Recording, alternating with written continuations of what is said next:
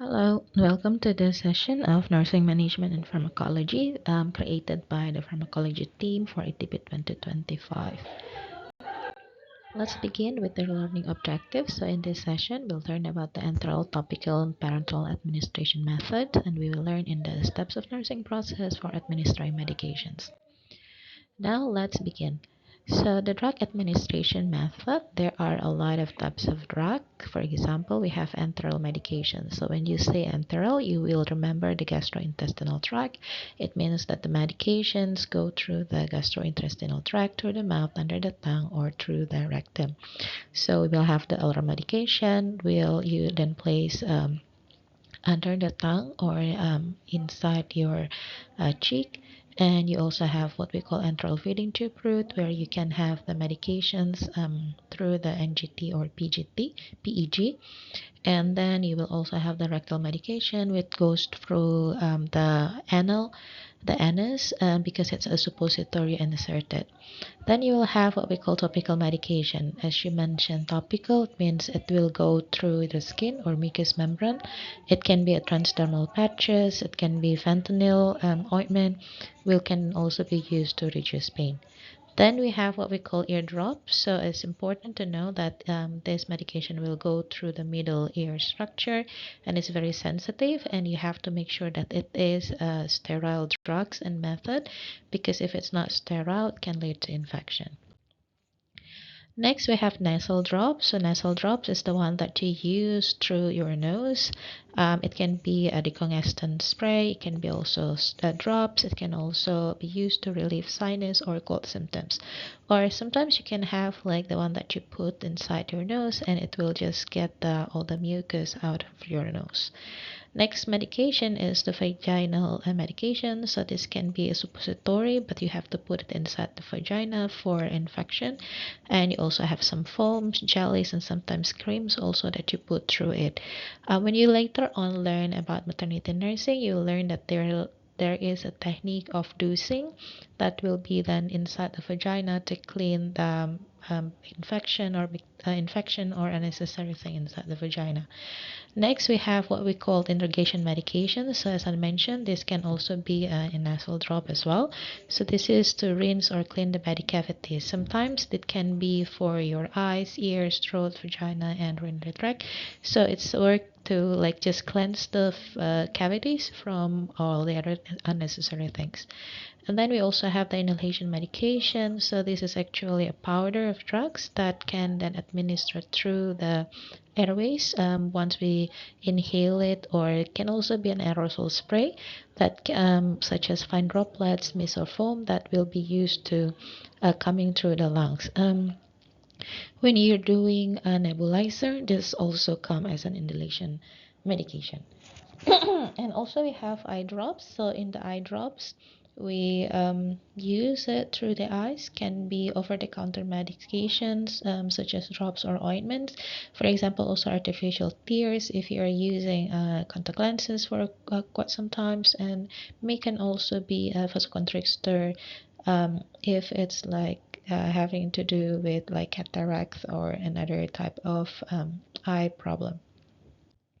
The last part is what we call parenteral therapy. So parenteral therapy is actually injecting something into the body tissue. It's also an invasive procedures, and you have to use a septic technique. Some of them also with a sterile technique if it's through like the big vein of the body. So you have intravenous, which is you put it into the vein. This needs to be sterile and aseptic, and sometimes we try to be like very clean. And also subcutaneous that you put underneath the dermis, and intramuscular into the muscle, and also intradermal, which is inside the dermal.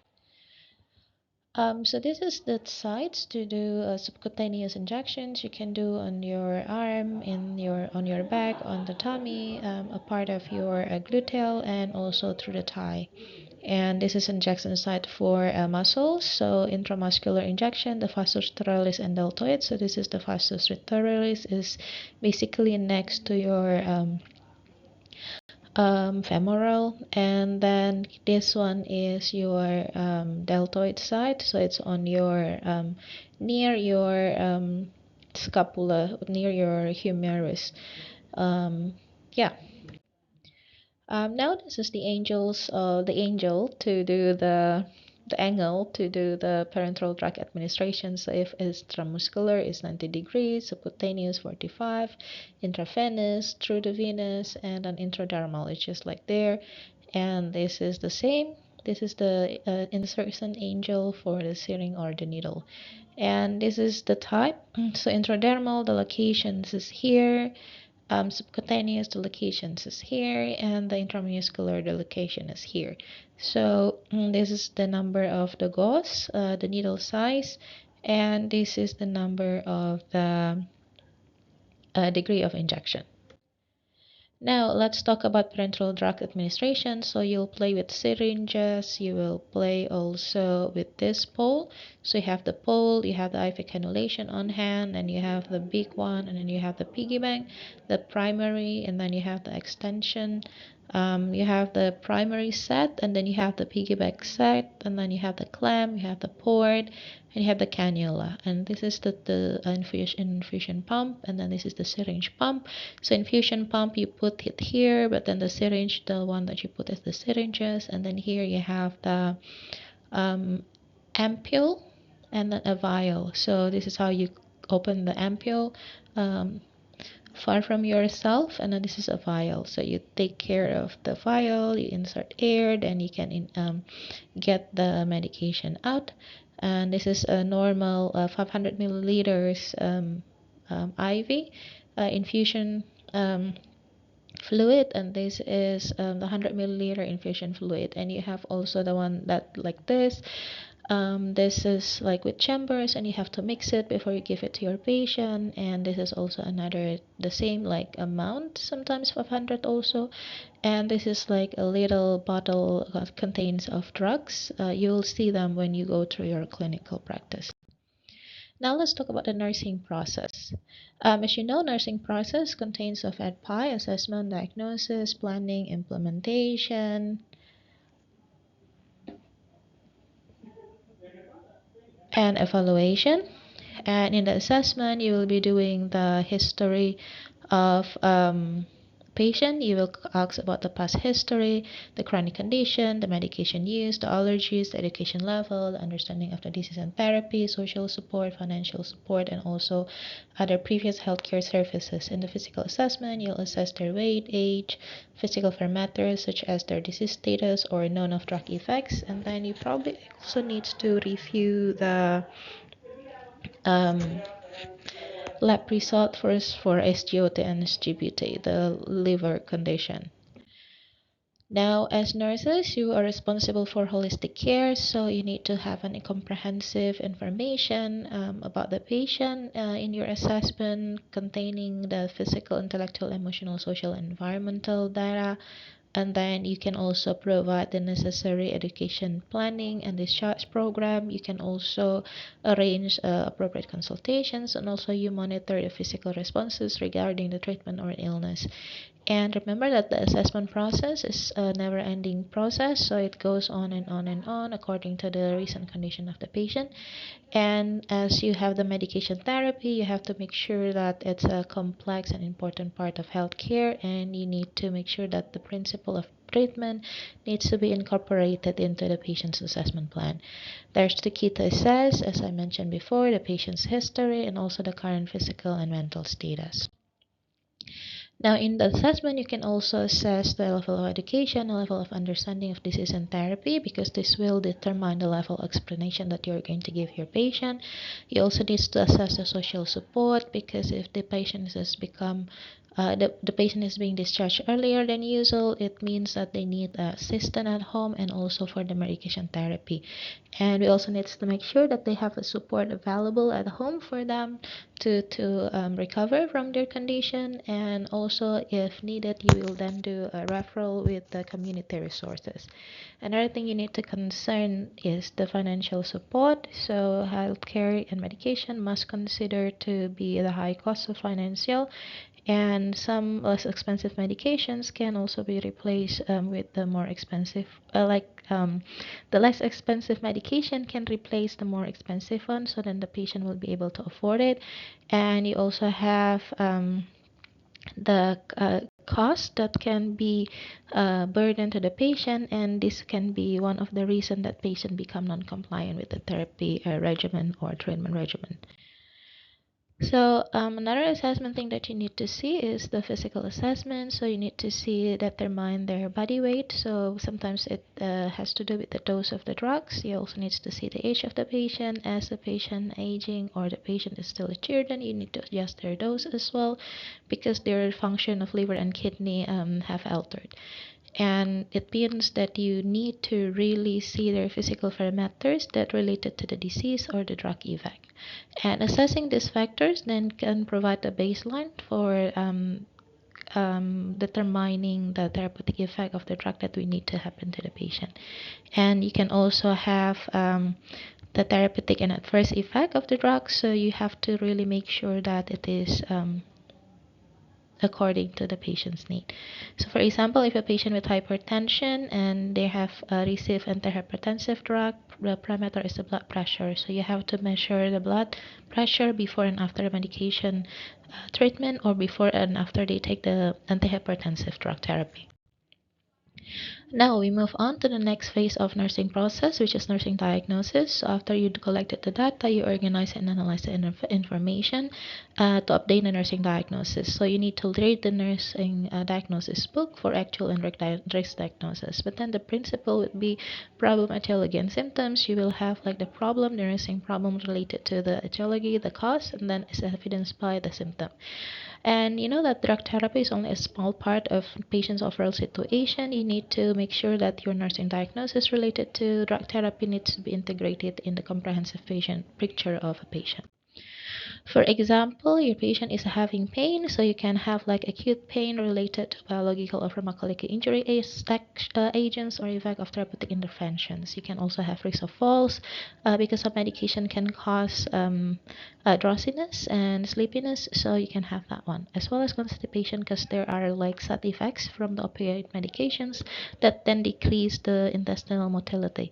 You can also have diarrhea if you are given like the antibiotics, or also probably gastrointestinal irritations that caused as the side effect that happen as a side effect of medication. For example, if patient is also in insulin, the patient can be risk of hypoglycemia if the patient is having chemotherapy, nausea and risk of infection, sometimes also nutrition imbalance.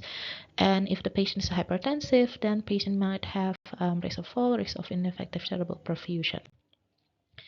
Another thing that related to drug management or compliance will be the ineffective health management, because the patients will not be taking the medication regularly, or probably ineffective adherence where the patient also refuse therapy or having the inappropriate dosage related to the drugs effect, or low motivation or forgetfulness, or even the treatment cost.